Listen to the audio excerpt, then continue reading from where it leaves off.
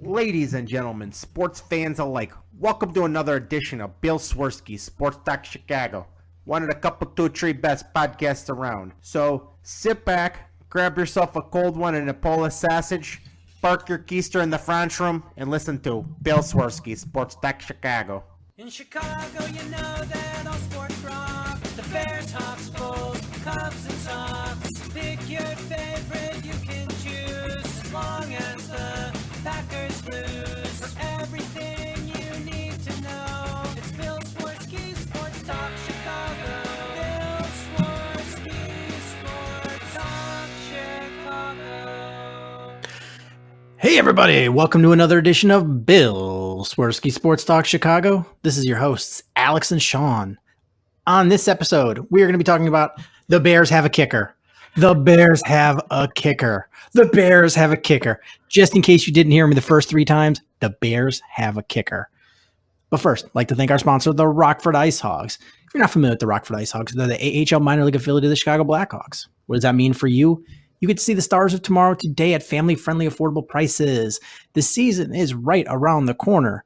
So head on over to icehogs.com, get a hat, shirt, jersey, season tickets, and more. Tell them Swirsky Sports sent you. Oh my goodness, Alex. That game had me an emotional train wreck. What did we just watch? The game that ended what, a half hour ago? What did we just watch? I can't explain it, but it was a big whirlwind of stupid. And the one thing that I am really glad to say about winning this game is that, to me, I don't know about you, but to me, it felt like this game erased that demon that was looming over them in Denver. Because I think if you look back at all the bad Bears losses the past decade, one of those losses that really stands out was that Tim Tebow game in 2011. This felt like they avenged that game. It's stupid, ugly, bad, but the fact that they pulled out a win, it feels kind of good remembering the last time you were at that this stadium. game just was not a pretty game at any level. Both offenses were dog shit tacos.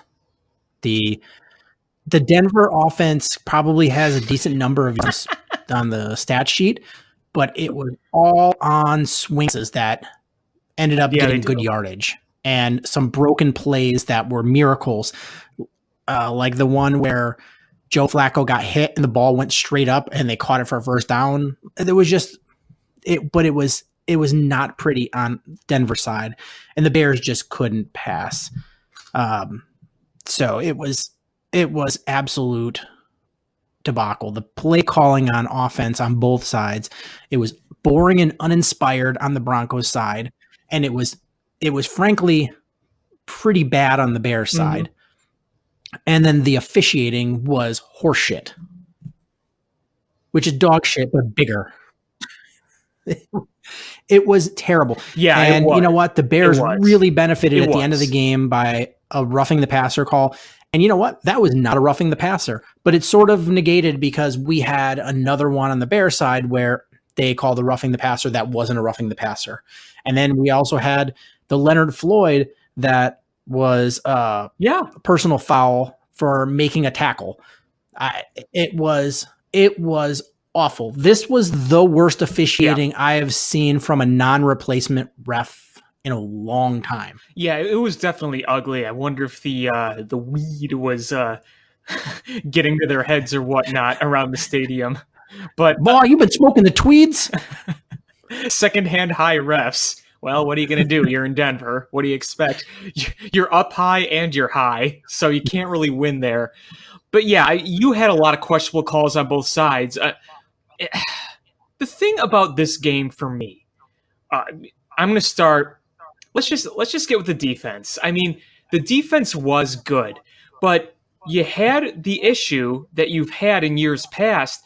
I mean, it was really evident in like the John Fox era because frankly, the offense today was like a John Fox offense. You had the defense smother the opponent, but you saw them get tired. you saw them get really tired. And how do you like Buster Screen going crazy towards the end of the game? The other problem I had was, while they played well, I mean, you look at it, you gave up, less than 3 touchdowns. That's playing well. You put pressure on Flacco. That's good. But boy, the soft coverage from the secondary was really driving me crazy. And that's how they got all their yardage. It was either, they ran the ball or they just had few yard dump passes or slant routes that would turn into something more than it should have been. Especially towards the end of the game, you saw a lot of missed tackles. And that's what led to that go-ahead touchdown drive. Yeah, I mean, I did see some plays where there was slippage from the defensive back, and I don't know if footing had anything to do with it. I'm not sure, or if it was they were planning to, make sure that nobody got beat over the top, so they were giving them some cushion. I don't know. I have to go back and watch some of it. But if the plan was they were going to use the safeties to blitz more, so guys didn't want to get beat by pressing. But I can live with some of the softer coverages early on when, when they were getting more pass rush. By the end of the game, the defensive line was gassed. And it didn't help at all that Bilal Nichols left the game with a hand injury and did not return. So you had a one less guy rotating in on the defensive line. Also, it would have been a lot easier and more palatable if they would have decided of, we've had enough of this dump off pass that's getting 6, 7, 8, 9 yards. Let's put Roquan Smith on the back if he swings out and take that away. That would have been nice, but there's definitely things that could get cleaned up. But anytime you go on the road and hold your opponent to 14 points with only 1 touchdown, you have to take that as a victory, and you should be winning those games. And luckily for the Bears, they pulled this one out. And it was a rabbit out of the hat. It really was. Now, the offense is what I really want to talk about. And, unfortunately, there's going to be a lot of negative in a game the Bears won, but you got to be worried about a number of things. Look, let's just talk about the elephant in the room. That's our quarterback. It was pretty clear that Matt Nagy did not trust Mitch Trubisky in that fourth quarter. I mean, you saw that drive where they had the Fuller interception, which was a fantastic play by Kyle Fuller. Absolutely fantastic. He gets that. You get a first down, and you're like, okay, now you just need maybe 1 or 2 more, and you put the game on ice. Heck, even if you would have gotten 1 more, you would have run out the clock, because Fangio was using his timeouts pretty early. I was kind of surprised by that, to be honest. You could have at least milked the clock more and pinned him deep, but you saw the last 2 plays that Trubisky made. I mean, they were both just dump passes towards the side. You were trying to get a first down. You weren't even throwing like a quality screen pass. You were just dumping it off. And they went nowhere. I mean, you would think that if a head coach would trust his quarterback more, if you're going to have your quarterback throw, you'd want him throwing downfield, yes, to get the first down? Yeah, or the middle of the field. And or the middle of the field, yeah. I mean, forward. My whole point is throw forward. Here's the thing. Mitch, on all of his deep passes this year, has been abysmal. Abysmal on his deep passes. They weren't that good last year, and they've gotten worse so far. I know it's a small sample size, 2 games, but it is abysmal, and he has to throw underneath. Not necessarily dump passes, but he has to go under 20-yard passes. And the issue is they have him just standing in the pocket. He is a much better passer when he is either stepping up or rolling out. and there were very few rollouts or step ups. His best throw of the day was the last throw he made before they called the timeout with 1 second left. And that's he stepped up out of the pocket and he made one read and threw. That's when he is at his best. And look, I don't want to take that away from him, but can I also just add that he was wide open? Wide open. But that's what extending the play does. Yes, you're right. That's how, Aaron Rodgers, the guys get wide open because he extends the play. That's why he's so good. Yeah. And he knows where his guys are going to be. Mitch needs to use his feet more. Both of these games have been two of his worst games in the Matt Nagy era. And they have been games where he stood in the pocket like a statue. Mm-hmm. He's got to be, I don't want him to be a running quarterback. I don't want to mince words. I do not want him to be a running quarterback, but I want him to use his feet as a weapon. Make the other team take that away from you. Is run a few times, whether by design or if you see the play start breaking down, start to run. And I'm fine if you start to run, you pull up right before the line of scrimmage and you make a nice throw, like what happened today. I'm perfectly fine with that. That's called getting better, but you've got to use your feet as a weapon. You have to. That's when he is at his best, is using his feet as a weapon. Make them defend that. If he stands in the pocket, that is not when he's at his best. He's not Peyton Manning. He's not Tom Brady. Use your legs to make yourself better. Yeah, I think you said it very well. You said it very well. I don't know what he is. I don't know what he is long term. I don't know. Is he the answer at quarterback? Last year, I thought he would be. He's showing regression this year in 2 games. Granted, I think jumped a little bit of a conclusion after the last week's game because Green Bay's defense looks legit. Yeah. They made. It's kind of scary. They made the Vikings, other than a couple of big runs, they made that passing game look like doo-doo. And so it's... To be fair, so is Kirk Cousins, but they are very good. Doo-doo, but they made him, I think late in the game, his passer rating was like 28. Well, did you see that god-awful throw he made on 1st and goal? I didn't. I saw bits and pieces of the game. I was in and out. I went to the Blackhawks training camp festival, so... awesome. I got my Patrick Kane bobblehead from when he scored the game-winning goal in the 2010 Stanley Cup Finals, where he's pointing the finger up and down, and it looks like he's doing the crane kick. And then looking like he's getting chased by a swarm of bees. Bees in lava. Bees. Hey, before we go back to the Bears, I got to ask, because I've seen pictures of it, and it looks, wow. That new board at the United Center. Oh, it's gorgeous. That thing looks huge. It's giant, but it's real nice. It's really big, but it's not like obnoxiously big, because when I first came in, I was like, something's different. And I'd forgotten all about that they had put it in. I was like, something's different. Mm-hmm. And then my friend was like, check out the new scoreboard. I was like, the new scoreboard. So I noticed it, but it wasn't so crazy, but it's definitely way nicer. Looks nice and modern, because the old board was pretty like 1999. Yeah, there are Texas high schools that have better boards than the old one the United Center had. Yeah.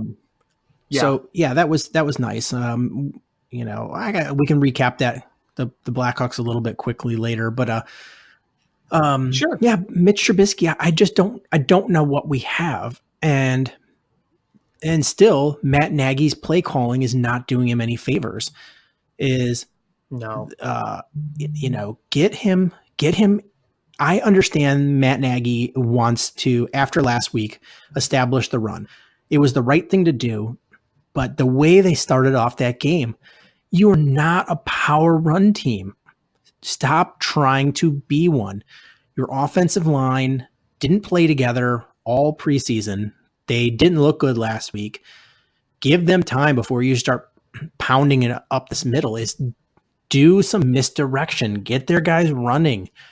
Make that defensive line tired so at the end of the game, you can break off big runs. That's what you did on the drive where you scored a touchdown. But instead, you came out and you ran a John Fox type offense. You pounded it twice and then tried to make a pass, and it just didn't go well. Is come out, get Mitch in some easy throws, get him comfortable, then start establishing the run. I don't know why he's struggling with that. He's outthinking himself. Well, look, if there was one point of the game where I was really happy with Matt Nagy, it was that touchdown drive because he was using the run game to its strength. We've said this over and over. This is not a ground and pound team. It's not. It's just not. You have Montgomery and Cohen and Mike Davis. I don't know why they're running with him on first down, but what they did it so well. They used them. They were running towards the outside, getting their blocks, and Montgomery was not pounding the ball forward, but relying on bouncing off tacklers coming in on him. You saw what happened. They went down the field. They eventually got in.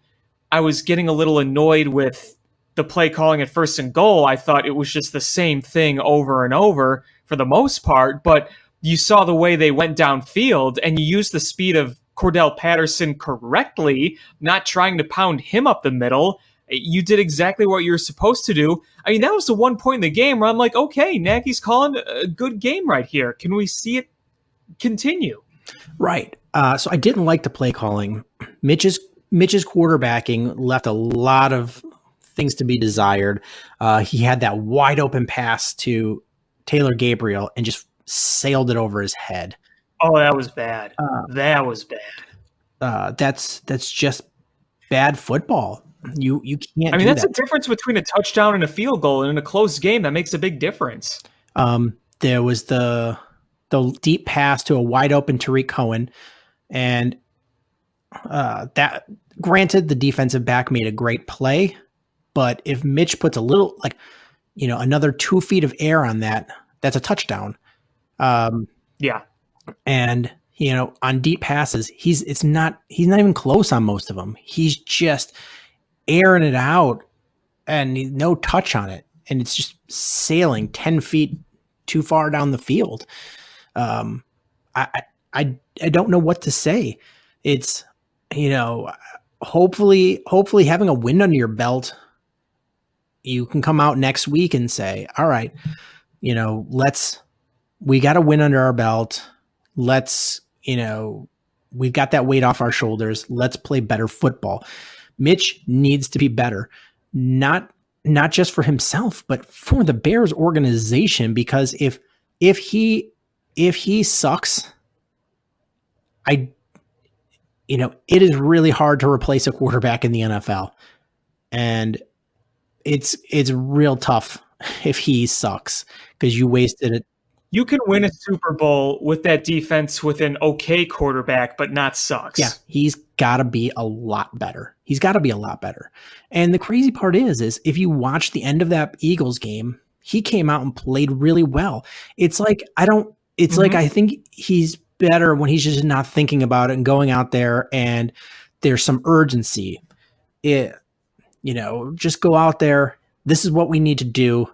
And maybe you need to start playing with more urgency in the beginning of games. In the first quarter, come out with urgency. Hey, we need to set the tone. We got ball first. Let's go score a touchdown. We need this. And coach like it's late in the fourth quarter and you need a touchdown. The Bears need to coach like that, and Mitch Trubisky needs to play like that. The way that they marched down the field, end of this game, that was impressive. Sure, you got a penalty that helped you along, but to be fair, the other team got 2 big penalties that helped them score. So it's just sort of a wash. But you came down, you drove down the field, you got a big catch and run, or a big running a big run by Mitch Trubisky out of the pocket to extend the play, and then a nice throw down the field gave his receiver. They've got good receivers. Give them a chance to get open. Extend the play with your legs. March down the field. That's how you're going to start scoring points. I really do think the Bears have the tools to be a good offense. It's all on the play calling and Mitch playing better. And I think both of those things are in the dirt right now. And I'd also like to add the O-line playing a little better. the O-line did not play that well. They pass protected all right. I mean, did you hear Von Miller's name at all? No. No, you didn't. And you heard Bradley Chubb because he had one good play and then the roughing call. So you have two elite edge rushers on that team, and they didn't do anything. The one guy was Derek Wolfe. Early in the game was blowing things up in the middle of the line, but at the end of the game, they wore him out.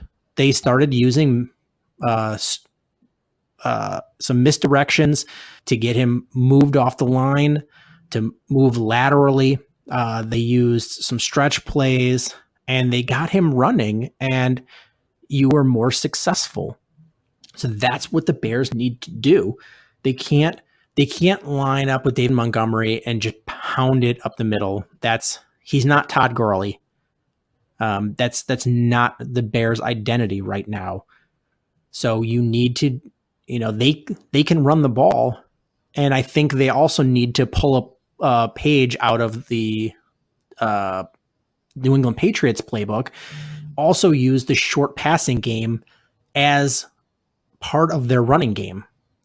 And I think that's going to be an important part too.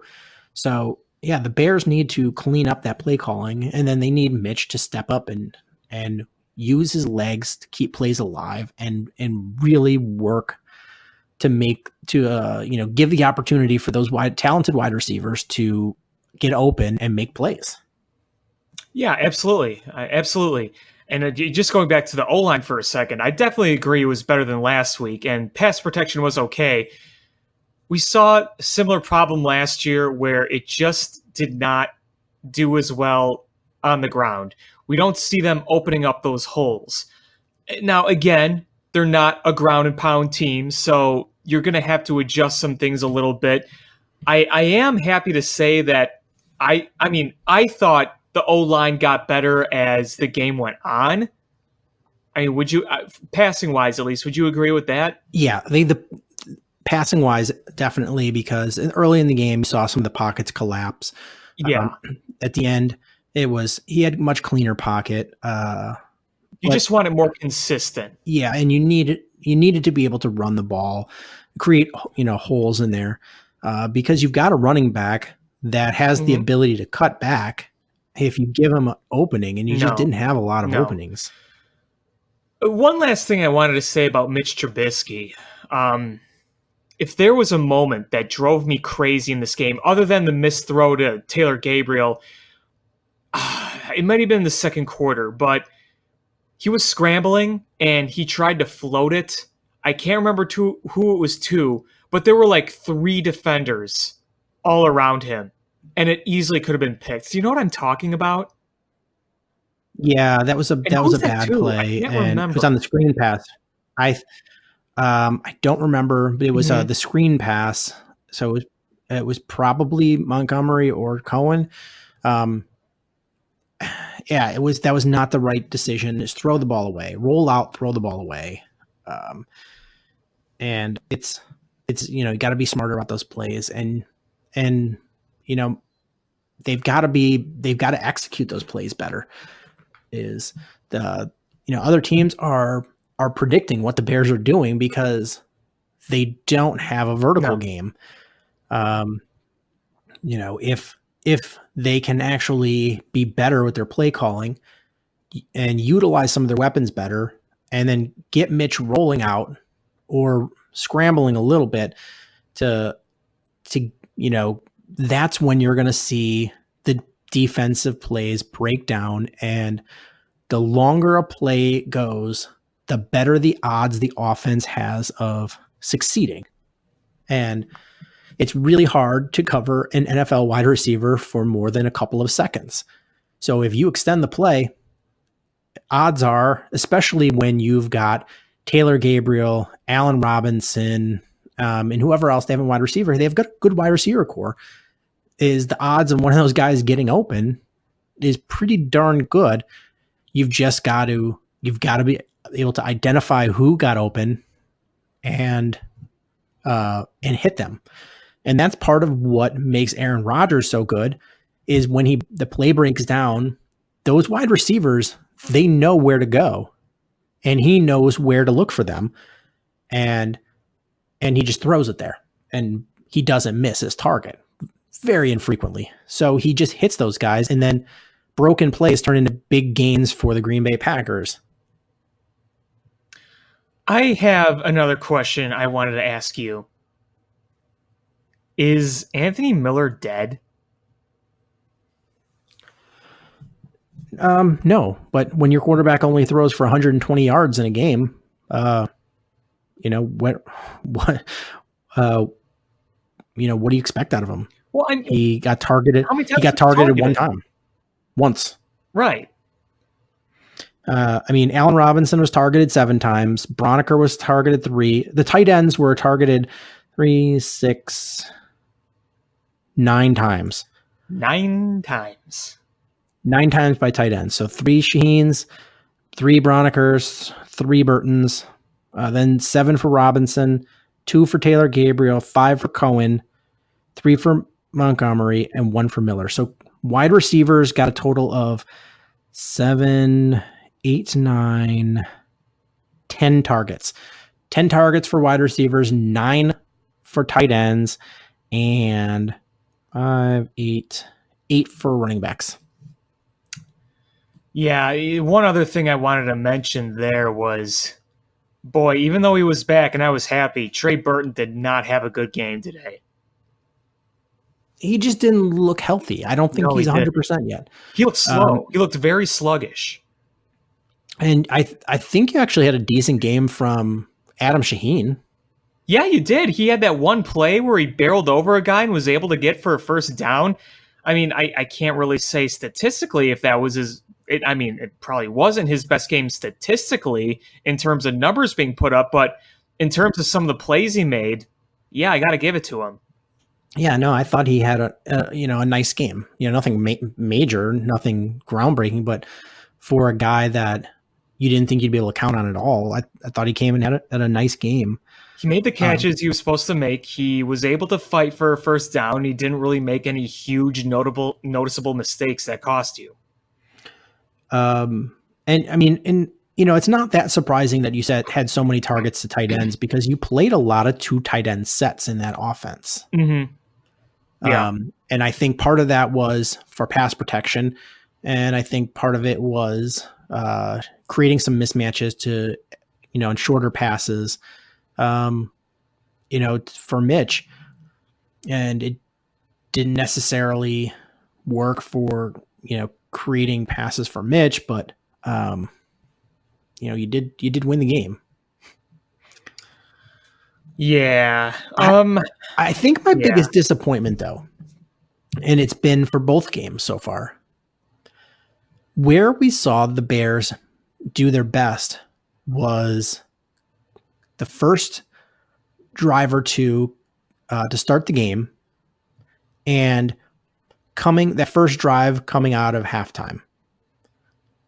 We saw good plays from them because those were scripted plays. And so the Bears had worked on those. They knew what they were running and they executed well. And, you have not had success doing that this year. And today, actually, the coming out of the halftime, that opening drive of the second half was just hot garbage. It was a bad series, bad play calling, and I don't know what's going on, if they're just not mentally all on the same page. But they just don't seem prepared on offense to play football. No. Can you blame that preseason, the lack of playing? I don't know. Maybe, but you know what? Is you didn't play in last preseason either, and your offense clicked much better. So I don't know if they introduced too much of the playbook and guys, is it better to be really prepared for less plays or mediocre prepared for more plays? That's and that's a question I don't have the answer to. Is that part of the reason? Is that Matt Nagy opened the playbook up too big, and not just the quarterback, the whole offense is struggling to be able to put that all together. And they talked about that they shrunk the playbook a little bit this week, but still, it just did not look crisp. I think they really need Matt Nagy's got to not outcoach himself. He's got to, he's starting to pull Trustman where he just comes out there and he knows football in his head, but then translating it out there. I think he's just trying to outsmart himself, and I think he needs to stop being cute and move the football and see the things that are working at the end of plays, being able to make those big drives at the end of plays. Look what you did at the end of the Philadelphia game. Look at the end you did at the end of this game. Do those types of things. Move those chains. Well, I think part of it, I still think part of it is he doesn't fully trust his quarterback right now. You know what, though? So he's kind of at that crossroads. I agree. That's probably a big part of it. But you know what? Is if your quarterback can't play, you can't mask that forever. You've got to go out there and you look at teams, good teams, well-coached teams, and their quarterback goes down and they're still able to play winning football. Why? Because they just go, you know what? We trust our quarterback. We're not going to, neuter him. We're not going to baby him. We're playing him, and it's on his shoulders to win or lose. And, the Eagles went and they won a Super Bowl with a backup quarterback. When Tom Brady broke his leg and was out like the whole season. Matt Castle year. Matt Castle made a lot of money as a terrible quarterback because he played well under Bill Belichick. And you know what is you've got to trust your quarterback. And if he ends up not being able to be the guy that you expect him to be, you know what? That's on him. That is on him. And then you bench him. If he can't do the job, you bench him and you put in the backup. And, I think Mitch is more talented than Chase Daniel, but you know what? If Chase Daniel knows the offense better and is more confident in it, then, he should be the one playing in it. Take the training wheels off. Put it on Mitch's shoulders. Because at the end of this season, you've got to make the decision about whether or not you pick up his 5th-year option. Right. You pick that up after you make that decision after his 3rd season. This is the 3rd season. So you need to pick up that 5th-year option. And for him, it's going to be something ridiculous, like almost $20 million. So it's not an easy decision. So you better make sure you're making an educated one. Put that on his shoulders. Let him win the game. We've seen good things at the end of games when you put him in position. So I think you need to let him put the big boy pants on and take the training wheels off. And if you lose because he can't handle the pressure at the end of the games, when you're doing this, then guess what? He made his own decision on what his future is with the Bears. Yeah, he's got a lot to prove still. I mean, the way you start this season, you better show that you're going to be the guy, or else they're going to have to move on. I mean, it's that simple. It really is. It makes me more nervous by the game for him. And it stinks because you do see potential when you look at his skill set. He's very athletic. He's got good arm strength. He's shown that he can throw the ball on the move. That's probably, honestly, I prefer watching him throw when he's running than when he's not. When he gets the ball and stands in the pocket, every time he throws, I get nervous it's going to get picked off. And I can't be the only one, right? No, I mean it's not Jay Cutler level, but it's still not good. Right. And we need to know if he can play. We need to know if he can play. Is take those training wheels off. Put him out there.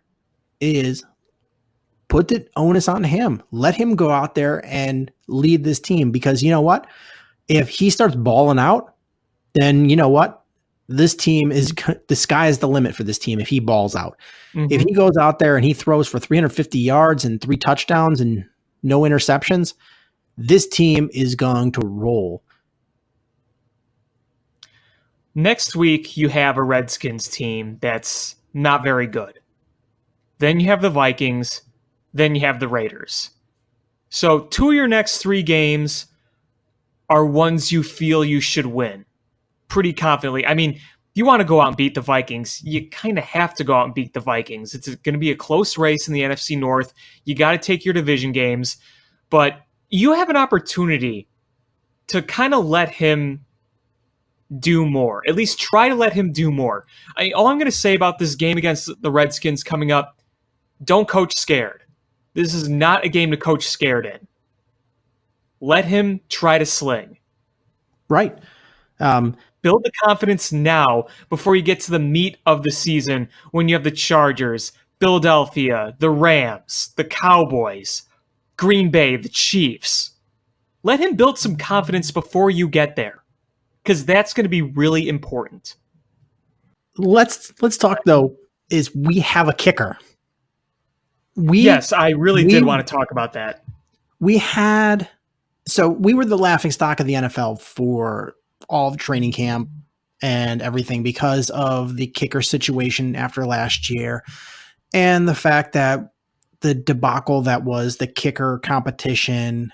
And then you had all these quote experts that were like, Cody Parkey is still better than anybody the Bears brought in. And guess what? Eddie Pinero won the competition. They didn't trade a 5th round pick to the guy for Kari Vedvik, who's stinking the joint up.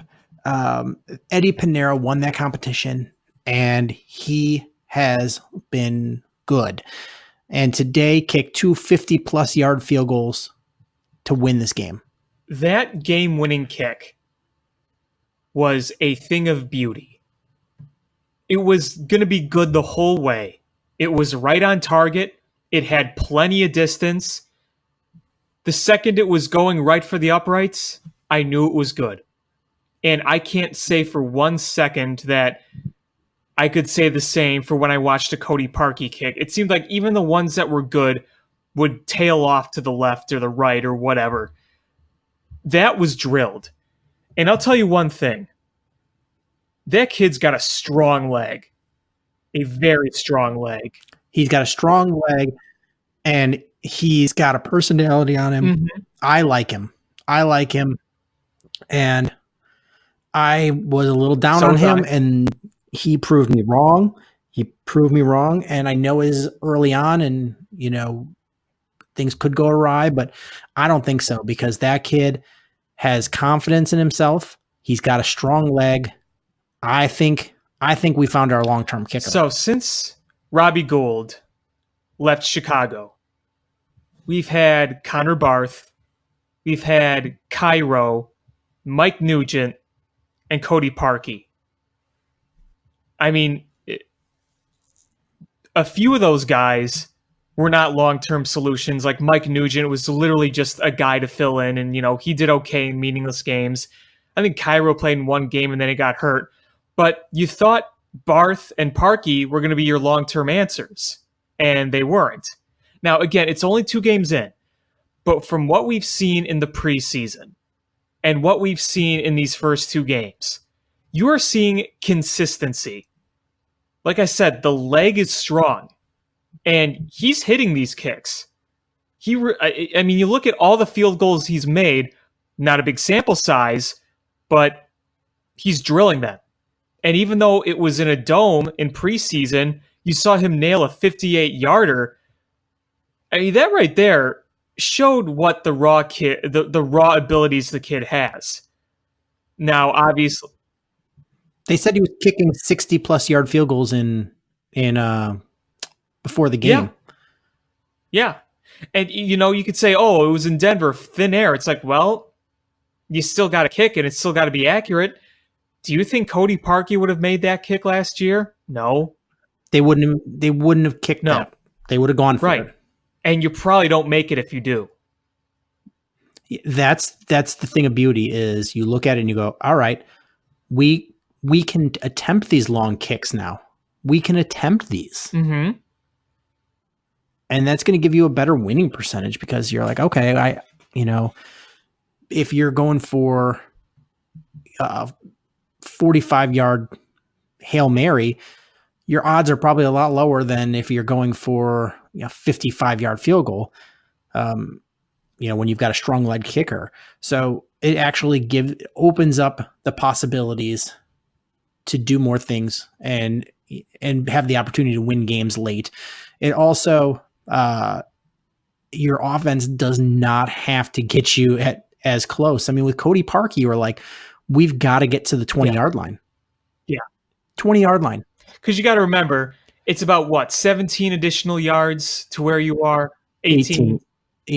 Yeah, so it's 10 yards because where the line of scrimmage goes to the end line, the goal line, and then it's 10 yards. The goal post is 10 yards back, and then you set up 8 yards back from the line of scrimmage. So it's 18 yards. So to 20-yard line, that's a 38-yard kick, and that's the close or the farthest you feel comfortable with. Mm-hmm. Right. We're looking at with today, they put that line at like almost the 40-yard line. That's 20 yards that you have to work with, like 20 extra yards that you don't have to get. Go watch the kick again. When Pinheiro is in his starting position, he is literally in the mouth of the Bronco at center field, right on the 50-yard line. Center field. I don't know why I called it that. At the 50-yard line, it literally looks like the Bronco threw him up and he kicks the field goal. I mean, if you go and look at the game footage of when he kicks to give you a good idea of how far it was. When Pinheiro was in his starting position, ready to go up and kick, he was literally in the mouth of the Bronco logo. It looks like the Bronco threw up Eddie Pinheiro and then he made the kick. That just gives you an idea of how far it was. I mean, he was standing. His starting position was about the 45-yard line, which is where the nose of the logo is. And then you account for those extra yards of the end zone. That's far. Absolutely.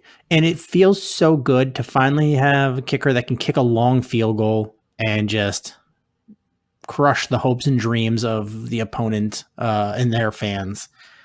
I'm so sick of it, against our team. Oh, they're going to kick a 73-yard field goal to win the game. And you're like, oh, he's not going to hit this. No, oh, that's up. It is perfectly up down the uprights. Yep. No question about that one.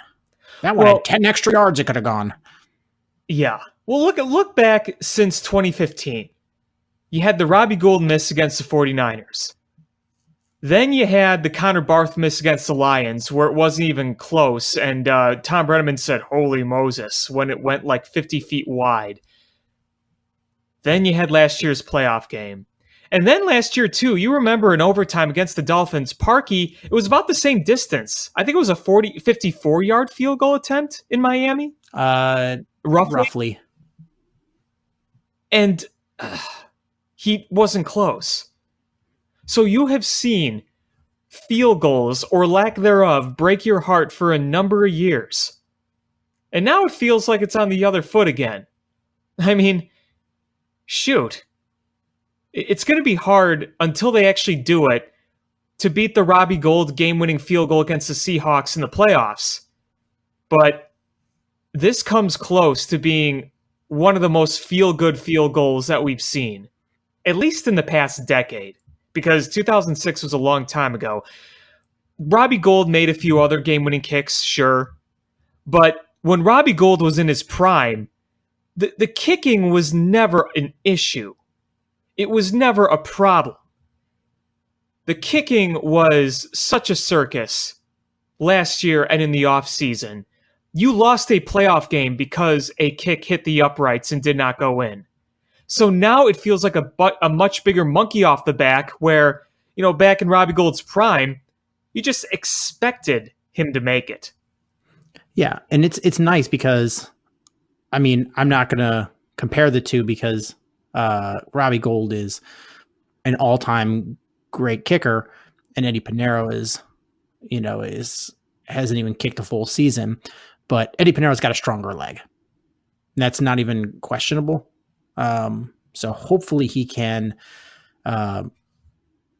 continue his growth and we see that he develops into an all-time great Bear. And literally, as we're talking, Matt Bryant just absolutely shanked a kick for the Falcons. Yeah, I'm watching that too. Just did this must have gotten blocked. This must have. I don't think it did. Look at the replay. I don't think it did. Nope. He just shanked it. Oof. Eddie Pinheiro's like, I would have got that. I'd have got that from 10 yards back. Thanks for not listening to us, Bears. Yeah, thank you. Thank you. So yeah, just to summarize the end of that game, it was elation, then just agony, then elation, and then agony, and then elation. Because, it was agonizing watching them march down the field, and you're like, they're about to score a touchdown. And you're like, I can't believe this. And then they throw an interception to, great play by Kyle Fuller. The interception. Excellent play. And you're like, awesome. All right, this should seal it. And then the Bears go super conservative and bad play calling, look like crap. And you're like, crap. All right, they're giving them another chance. But you know what? This offense is anemic. They're not going to dink and dunk this all the way down the field. And they dink and dunk it all the way down the field. And they got some questionable calls on their side. And you're like, you know what? They're still going to stop them. And they get the touchdown, which was, I'm not going to lie, that was a beautiful throw and catch. And you're like, okay, they're going for two. You're like, okay, this is scary. They're going to win by 1 point, aren't they? And then they get the delay of game. And I was like, yeah, actually kind of crap, because I like the chances of them missing the 2 point conversion better than the 1 point conversion. Right. I agree. And they missed the extra point. I'm like, oh my God, the Bears are going to win. The Bears are going to win. And they're like offsides. And then you're just back down again. And then they go back to the 2 point conversion and they get it. And I'm just devastated. Just devastated. Yep. I tweeted, I hate the Bears. Yeah, I remember the tweet. I was devastated. And they march down the field and they make the field goal and, snatch victory or from the jaws of defeat. And, now I don't have to hear about, Vic Fangio knows this Bears defense and offense better than they should be able to handle them. And Vic Fangio, you know what? Bears. That Pagano guy doesn't know how to play defense in big times towards the end of the game. That Vic Fangio, he was good when he went to the Bears, but he left the Bears and now he's not good. He hasn't won a game yet. I don't know why they kept that Nagy bum anyways. They should have hired Mike Ditka. He wouldn't have put up with that. Mike Ditka would have gone on the field and made the tackle himself. Yeah, these bums don't know what they're doing out there. I would have made that tackle. Listen, old man, you're 400 years old. You wouldn't have done nothing. Yeah, but I was 21. I would have made that tackle because I was all area in Division 6 football. I was a star. I was a star in, the Wabansie Valley area.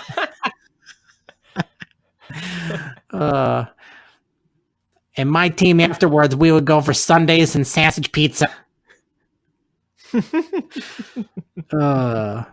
Yeah. Let's see what else. Leonard Floyd looks like a legit player. Yeah, he had a great game. I mean, outside of the dropped pick, he had a fantastic game. He was all over the place. And then I want to talk about my favorite play of the game that wasn't a game-winning field goal.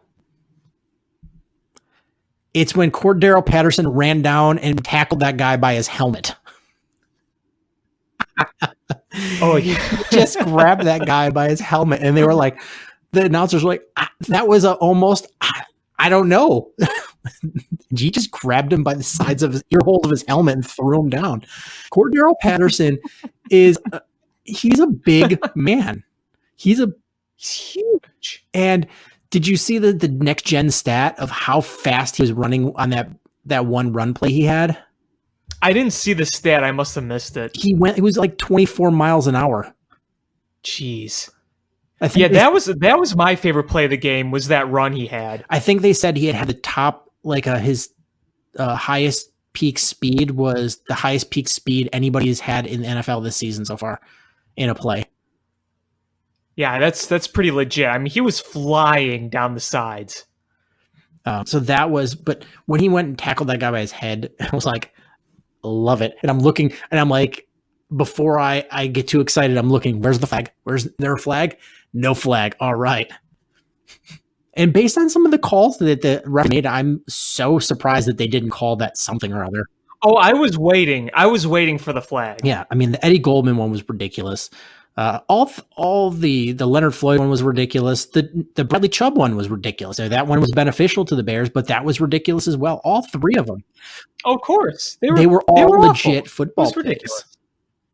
And it's funny because I don't know if you saw the highlight from the Steelers-Seahawks game, but Westbrook Russell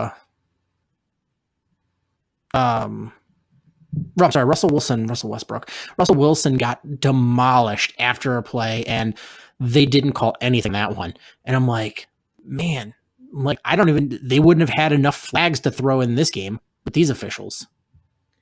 Yeah, I think the flags are nice and brown from all the grass they landed on today. So yeah, the Bears got their victory, and I really think that was important because they've got it's never an easy schedule in the NFL, but their early schedule is much easier than the later schedule. Is you've got Absolutely. This is a winnable game. You did win it, even though it was on the road. You've got Redskins next week, which is a very winnable game. The Vikings came back down to earth, and they're looking like the Vikings that you beat last year, where they've got a good defense, but I feel like you can shut down their offense. And then you've got the Raiders and the Saints. It's looking like you're not going to have Drew Brees for that game. Yeah, that's that could be a pretty big break right there. You're going to be playing Teddy Bridgewater probably. Yeah, I have a bunch of friends that live in New Orleans that are Saints fans, and they're in Panic City right now. I bet. And I didn't see the post-game press conference, but they said it was doom and gloom. Well, so same with my fantasy football team. Ooh, you have Brees? Yep. He got me the win last week, but yeah. And then you get the Chargers, which I think is a winnable game. Eagles is going to be a tough one. Then Lions, Rams, Giants is a winnable one. Lions, Cowboys is a tough one. Packers tough one. Chiefs tough one. So you've got to get these wins whenever you can in the NFL. When you've got a very winnable game, you've got to take advantage because those when you're playing those tough teams, you can't rely on beating them regularly. You've got to take care of the winnable games, and then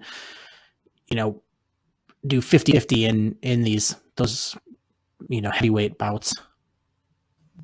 Yeah, you need every win you could take so far early in the season. I mean, I even said yesterday, like, this is the closest you'll ever see to calling a week 2 game a must win.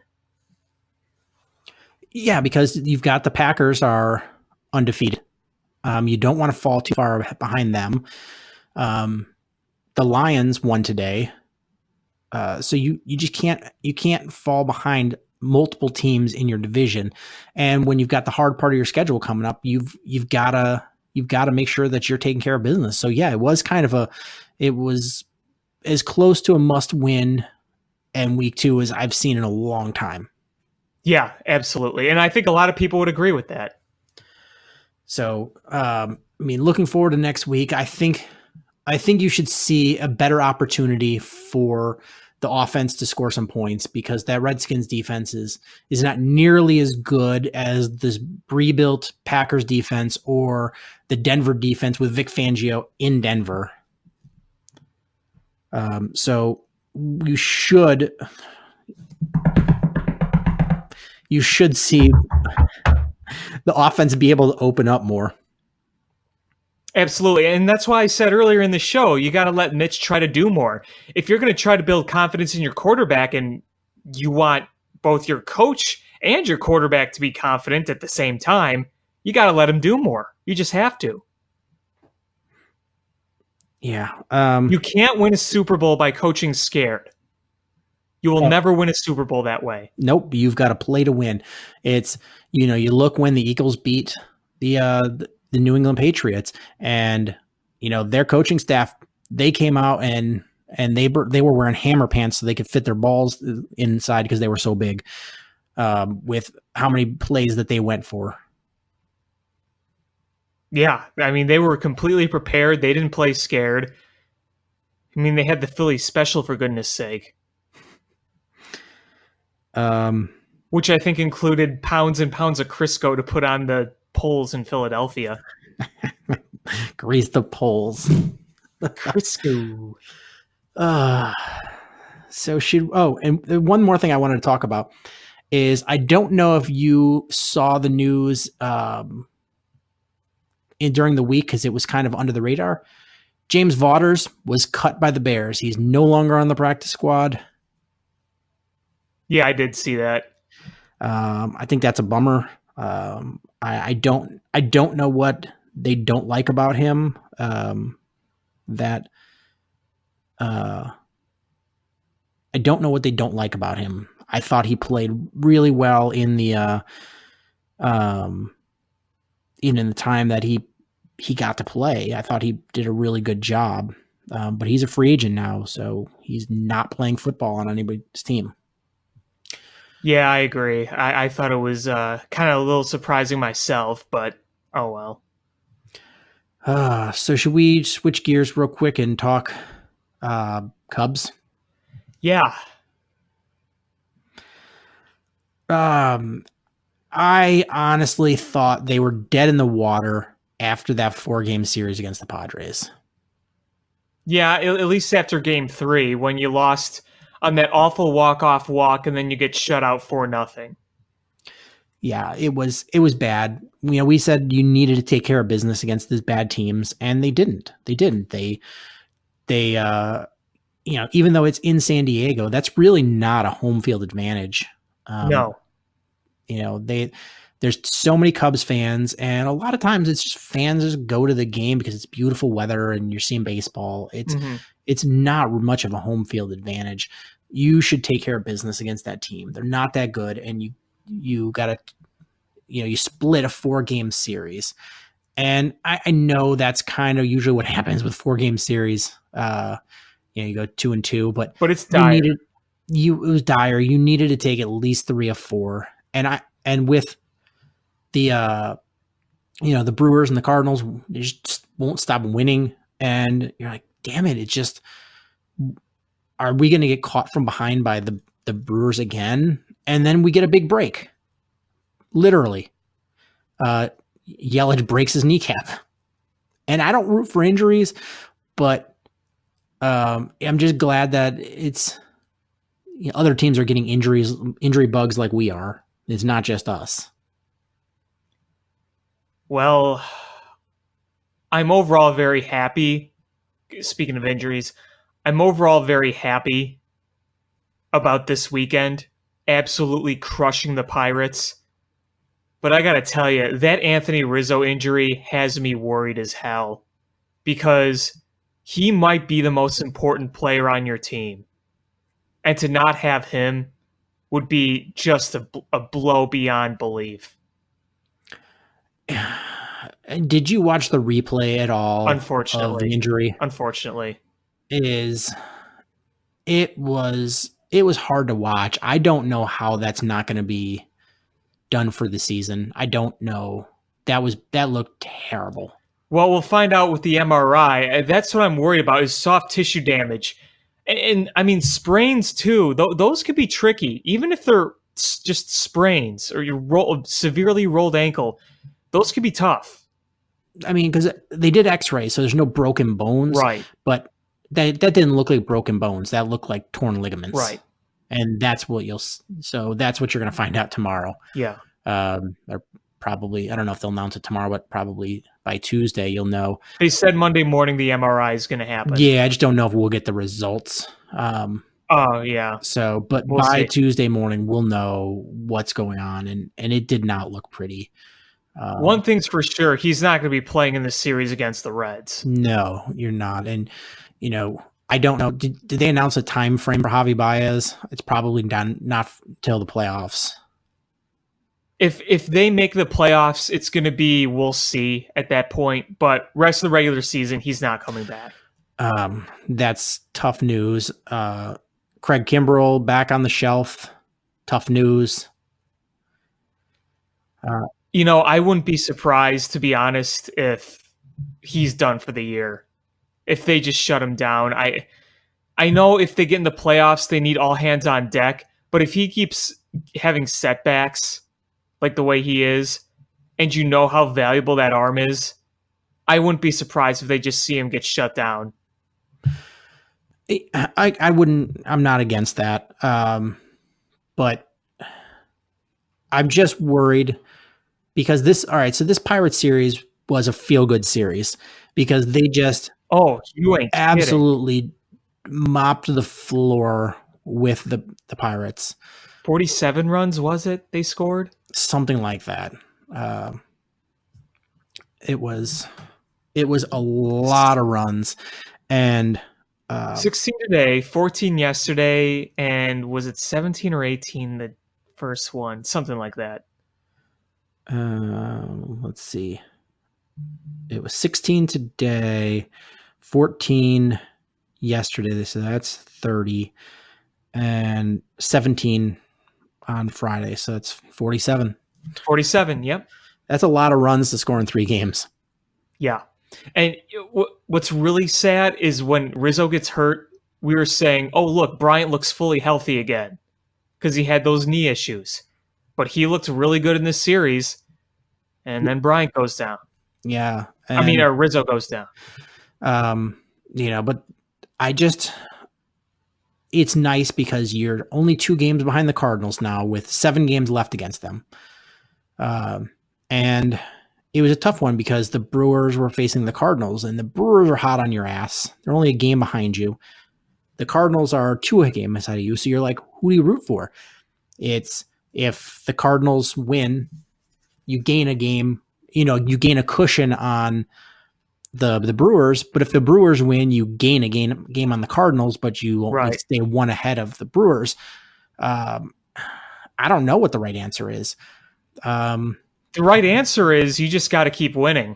Yeah, you've got to. That's the only thing you can control. The Cubs can control their own destiny because if they're ahead of the Brewers already. So if they keep winning, then there's nothing the Brewers can do. And the Cardinals are 2 games ahead of them, but they have 7 games against the Cardinals. So you if you beat the Cardinals, then you move ahead of them. So that's really all in your hands. But the injuries have just so stacked up, and I'm just worried that we're going to over exaggerate how good this weekend series was because, the Pirates are a joke. The Pirates just have given up. Number one. Number two, they still beat the crap out of the guy who's been pitching really well for you in Quintana, which was not fun to see. And now you're down Javi Baez, you're down Anthony Rizzo, you're down Craig Kimbrell, you're down Addison Russell, which I don't care because that's fine. I saw, was it which media outlet they posted a thing like, what do you do with Nico Horner when Addison Russell comes back? You keep playing him. Yeah, but you keep playing him and then you catapult Addison Russell as far as the catapult will send him. And look, I understand that Nico Horner is going to have some rough patches just naturally as a young 22-year-old kid. There's going to be adjustments made. The rate he's hitting isn't going to last. But you look at the kid, young, athletic, confident, has a beautiful swing, so far has tore it up. You got to play the hot hand. And look, there was a double play in this game where when you saw it, I think it was like a 3. It was either a 4-6-3 or a 3-6-3 where it kind of had to go quickly because the Pirates have some good runners. It was a double play where I said if Addison Russell was fielding that ball at second base, they wouldn't have turned 2. And you know what? Addison Russell has had a lot of opportunities, and he's regressed as a hitter. And as a fielder. And so why? What? He is who he is at this point. I don't know. I don't know where else he goes. It's so, just part ways with him. He's not a good person as a person. He's not giving you what you need on the field. So I don't know what the purpose he serves is. Nico Horner makes less money. Number one, better as a person, and is playing better baseball. So it's just like all around win. He's your top prospect right now, and he should be treated as such. And look, Yeah. when if a piece isn't working and a piece is working, you go with the piece that is working. And frankly, I'm optimistic in saying I think Theo understands that. Honestly, I hope he does. I still think Theo bringing back Addison Russell was more to prove a point than actually for the team itself. And I think that backfired big time. I mean, look at Milwaukee. That error he made that ended up being the winning run, saying it was probably a good thing that happened so he could learn from it. Yeah, no, there should be no excuse for that at this point of the game. If Addison Russell wasn't, doing what he was doing off the field and he was a rookie, then you say, okay. The dude has been in the league since 2015, and he has owned up to basically nothing. Every time he's had a shot to redeem himself, he has just crapped the bed in front of the media. You don't deserve many excuses after that. Agreed. Fully agreed. And I think he was brought back because the front office was worried that if they just let him walk and he came out and did something good with another team, it would look bad on them. Sure. And you can't play like that. The fan base does not like him. And he's not playing good baseball. And I get that, your minor league roster of middle infielders isn't that deep, but you can easily go out and get a utility guy that can fill in for you. That's a much better person for the same amount of money. You could go out and get a Jose Iglesias for a hell lot cheaper. Yeah. And And Nico Horner, they did not want to bring Nico Horner up. No, he wouldn't have been up if it wasn't for the injury. Even if it was, well, not just the injuries on the major league roster. They were, did you hear Theo Epstein's like long interview on the radio? I heard snippets of it, not the whole thing. Is they talked about there was other guys in the minors that they wanted to bring up. They said there's like a 27-year-old guy that they brought over. I don't remember his name, but they wanted to bring him, but he got injured at the end of the season. I think they didn't. Dixon Machado. I think that's who you're thinking of. Yeah, and they didn't. So they were going to bring him, but then they didn't because of injuries. So then they kind of were put into a corner of, well, they got to bring Nico Horner. Yeah, it was kind of a no choice, and Nico Horner's made the most of it so far. Right. How many RBIs does he have in his 6 games? A lot. He's hit 2 home runs, hit a couple of doubles. Yeah, so he's he's playing himself into a job. And we're looking let's see, what's he sitting at right now? In his brief, and I know this is really brief and in a small sample size, but Nico Horner is batting .379 with slash line of .379, .438, .655 with a 1100 OPS. You know what? I have the angel and the devil on each of my shoulders. The devil right now has the big thing of Kool-Aid with the wooden spoon going clink, clink, clink with him looking at that slash line. The other guy on my other shoulder is humming a little tune into my ear going, small sample size, small sample size. But, I mean, either way you look at it, you got to give the kid credit. The guy was going to be playing, like, what, some international league ball or something? Some off-season he was ball? When you called him and told him he was coming up, he was sitting at home watching the Cubs game with his family on his couch. Yeah, there you go. So he was at home in California and got the call. So he wasn't playing baseball. He was just chilling. I know he was set to go somewhere. I just don't remember where. But yeah, you're right. He wasn't playing at the time. But to go from that to playing in the big leagues, I mean, wow.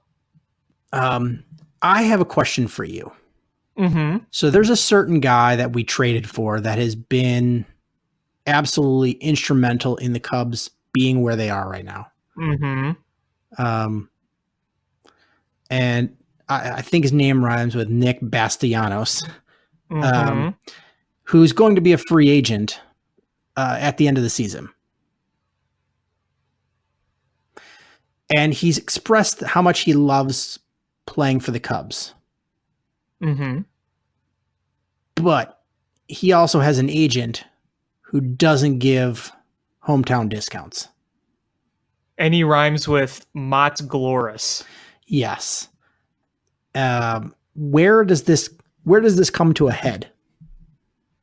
Your opinion. I know you're not, you don't have a direct line to Castellanos, but where do you see this coming to a head? That the Cubs pay the most money for him, or that he accepts a reasonable offer with the Cubs and stays? I think if the Cubs do keep him, it's not going to be like incredibly albatross, but it's probably going to be for a decent amount of money for a guy like him. I mean, I think that it's really important to try to bring him back. I mean, he fits this team like a glove. It's not going to come cheap, but I do think it's doable. One of the good things about this offseason is that there is going to be money coming off the books. A lot of money coming off the books, for that matter. And that's another point that I wanted to make about this coming season. There was a lot of weirdness coming to this season. You had an offseason where the Chicago Cubs said they didn't have any money. They were coming into a season where you had a lame duck manager. They were coming into a season where they just got their division title stolen from them despite winning 95 games. I mean, there was a lot of weird things going on. As we go into this next offseason, you're either going to re-sign your manager or you're going to find a new one. You're not going to worry about a lame duck manager, and you're going to have money to work with. So I feel like if the Cubs want to bring back Nicholas Castellanos, it's going to be possible. I think they can do it.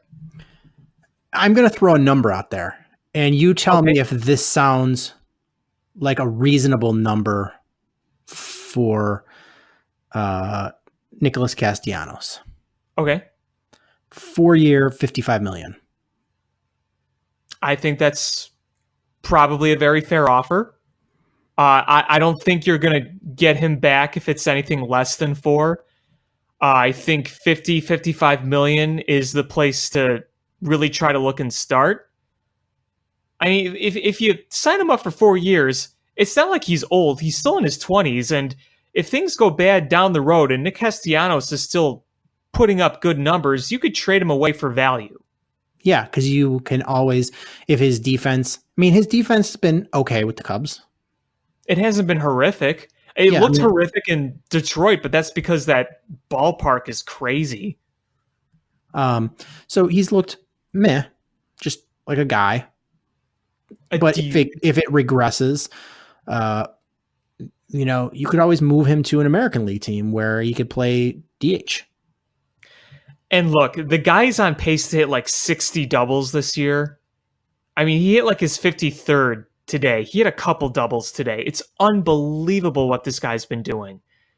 I wouldn't expect him to have another 60 double season in the future, but he'd still put up some very solid numbers. You look at his whole career, he's consistently put up good numbers. It's not like he's having this unbelievable season compared to others. Yeah, it's probably his best year so far, but it's not like he's some no-name schmuck that wasn't doing anything all of a sudden having a huge breakout year. He's been a consistently good player for a number of years.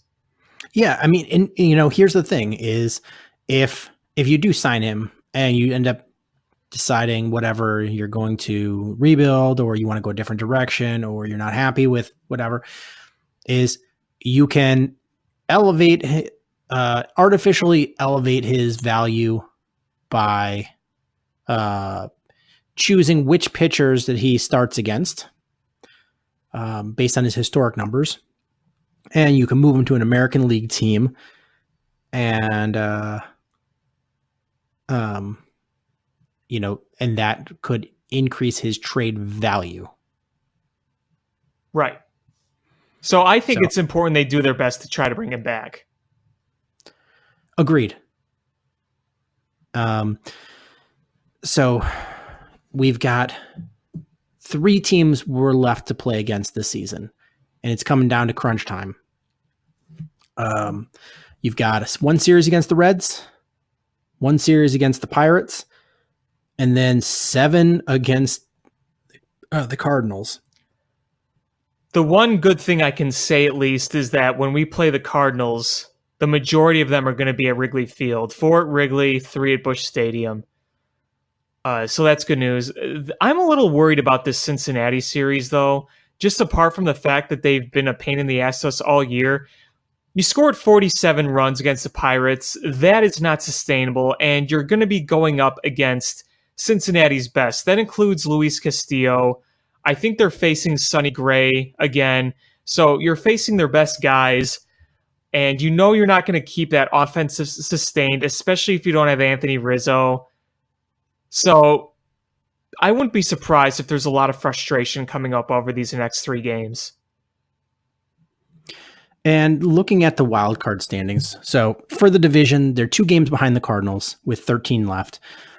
They're 1 up, so they're 1.5 behind Washington for the first wild card. So whether or not they would be that 1 game playoff would be at home or on the road. You're 1 game ahead of Milwaukee, and then everybody else is starting to fade. Yeah, you see the Mets fading, you see the Phillies fading. Arizona is fading. They never should have been there in the first place. They were over. No, they shouldn't have. but they were very late. Oh yeah, in the they were season. right on your tail. So now they're 5.5 right now. So that's almost an insurmountable lead with 13 games left. With how many teams to leapfrog? They'd have to leapfrog Philadelphia, the Mets, Milwaukee, and the Cubs. Yeah. Now, if you looked on paper, I would have said, okay, the biggest threat to me is the Phillies behind you, but I think it's Milwaukee. And again, nothing about Milwaukee on paper really scares me, but they just find these ways to win in September. And not to mention, Milwaukee's schedule in September, like last year, is pretty weak. So they have a good opportunity to make another September miracle run. And going into September, I thought the Brewers were toast. Unfortunately, the Cubs kind of let them back in the race. So, yeah, they're not toast just yet. Yeah, so Arizona's 5.5 at this point. You can sort of write them off. But beyond them, San Francisco's 9.5. So San Francisco and everybody below are absolutely out, even if they're not mathematically eliminated. But you mathematically eliminated Pittsburgh today. So they're mathematically eliminated, or at least with the series. Philadelphia is now 4.5 behind you. That's a tough one. That's getting to be insurmountable. The Mets are 3.5, and they're there. They're not. They're not gone. They could be gone. By Wednesday, but they could be right back in it by Wednesday. So these next couple games are super important for them. Milwaukee's right there on your ass. So it's clearing up. It's looking a little more comfortable with Yelich being out. That's got to take some wind out of their sails. So hopefully Milwaukee starts coming back down to earth and not winning 90% of their games. And it's really just chasing down the Cardinals. That Rizzo injury really hurts. It really does. But you know what? If Horner keeps hitting, Castellanos keeps hitting, and Bryant keeps hitting, they can Schwarber, yeah. Hayward's getting hot again, so that's nice. Maybe Caratini has been very good offensively. Maybe that means he gets some more at-bats playing first base. Well, it's going to have to. Someone's got to play first base. I just hope it's not Hap regularly. Oh, I think you're going to see a combination of both. Yeah, but I like what Caratini has done offensively. So hopefully he gets some more at-bats. And I mean, if you have Contreras healthy again, then that really helps things. So, it's really sucks the injuries you have, but I mean, it's not insurmountable, but you've got to go out there and win these games. Yeah, absolutely. I quickly want to bring up the White Sox. We haven't talked about them really in a couple weeks, but they've just kind of been a dumpster fire these last couple weeks. But there's right now, Tim Anderson is still leading the majors in batting average. Hey, he hasn't slowed down one bit. So he's got a .333 batting average, which is ahead of Yelich, ahead of DJ LeMahieu, Marte, Brantley. So it's looking like a good shot that he's going to win the batting title. And good for him. Yeah, really. He's really worked hard this year. Yeah. Very, very good for him. I hope he's a really passionate, likable guy. Like he should, we kind of wrote him off a little bit because he started slow in his career, but he's really starting to find his stride. So hopefully for the White Sox that this is a guy that's going to continue on this and not being a fluke year. Yeah, you would hope so. But I think he's got the talent to at least continue to be productive throughout his career. I really do. And you also have to talk about, Lucas Giolito more. We really haven't talked about him a lot, but the guy's got he's got a 6 WAR right now. I guess that's pretty good. Let's see on Fangraphs. I don't know why Baseball Reference is the first one that pops up when you want stats. what's his current WAR here? He's a 5.1 F4, and last year he was a 0.1, and the year before he was a 0.3, and the year before that he was a negative 0.6. So yeah, that's incredible. And that speaks volumes. I'm usually not one to look at F4 for pitchers, but if you have a pitcher that's that high of an F4, that shows how good he is. It really does. It really speaks volumes. Yeah, I mean, he had a couple tough ones later in the season, and the record isn't spectacular. It's good, but not spectacular. It's not relevant. No, especially when you're playing on a team that's just playing garbage baseball. But he's 14-9. He's got over 176 innings pitched. He's Ks per 9 is 11.62. His walks per 9 is under 3. Let's see what else. ERA 3.41. His FIP is 3.43. So like the guy is having an incredible year for a really bad team, and that's such good news. Like, you know, you're getting guys on that team that are you know, they're good dudes, and they're really setting the table for you going forward for the White Sox organization. Yeah, I mean, you look at the way things are going for the young players right now. The team itself as a whole is not winning, but Lucas Giolito looks good. Tim Anderson looks good. Eloy Jimenez has been hitting well lately the past week or so. He's hit a couple of bombs. That's a really good sign. You know, and Yoan Moncada continues to play very, very consistently good baseball. So those are really, really promising signs right there. You know, like I've said, a lot of these players on this team aren't going to be there when you're trying to win a World Series. You know, you're not going to be relying on Daniel Palka and the Wellington Castillos of the world. You're going to be relying on these young players that have shown a lot of promise already. And you have more waiting in like Luis Robert and Madrigal. So just watch the team the rest of the way for these young players, because they've certainly shown they've got a lot of talent. Yeah, and this team is a team that is not as good as the sum of its parts. So you've got a lot of good individual performances. So you feel like you fill in some of the gaps where there's been poor play with some better players.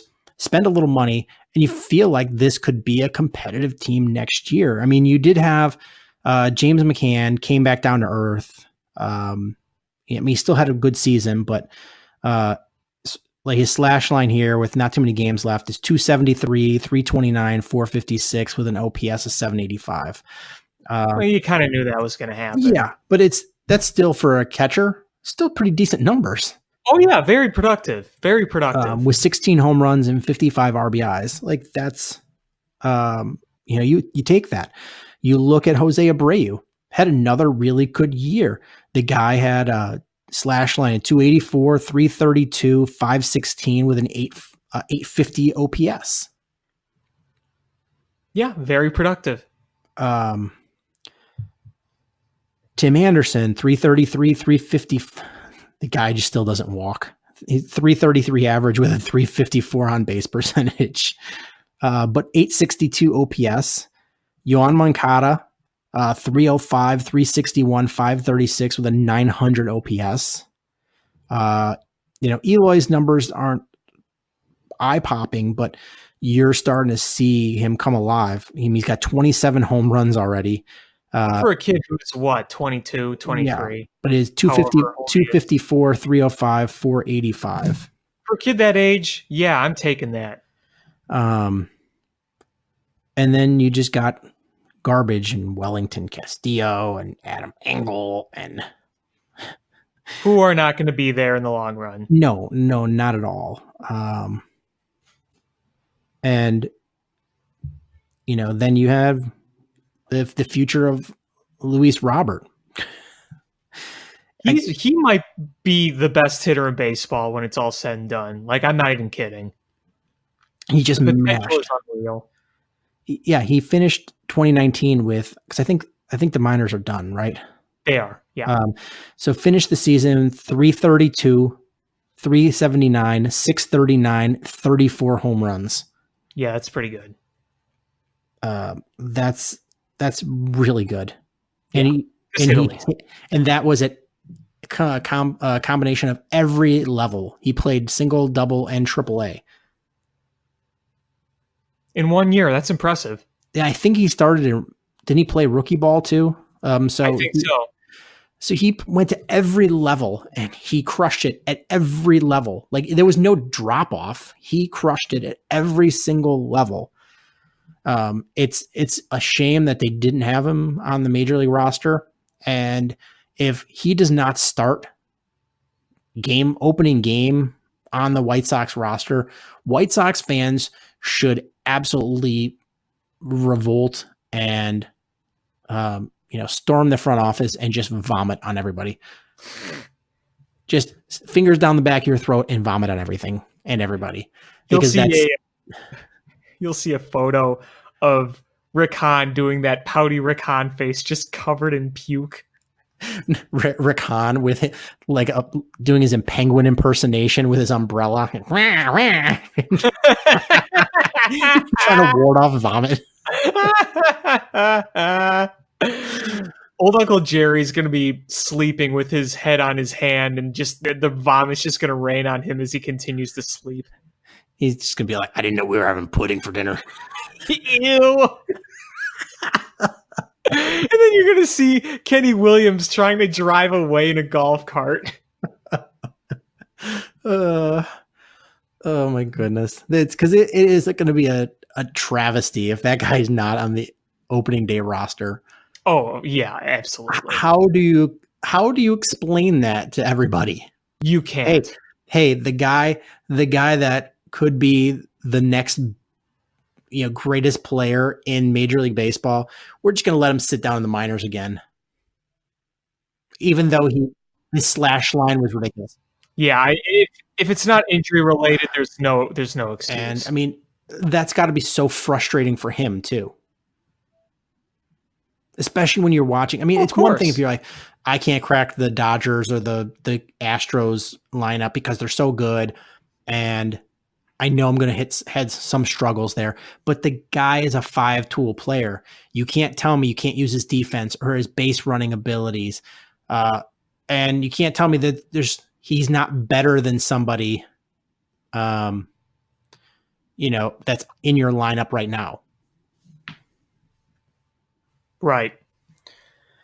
Is there anything else you wanted to talk about? No, I think I've said my piece. All right. Well, I think that's going to do it for this episode of Bill Swirsky Sports Talk Chicago. I want to thank everybody so much for listening. Please hit subscribe however you listen to podcasts, whether that's iTunes, Stitcher, YouTube, or the TuneIn app or Google Play. Follow us on social media at ShyFanPat1, at Swirsky Sports, Facebook.com/Swirsky Sports, SwirskySports.com. Please share this podcast with friends that like Chicago sports. That's how we grow the podcast.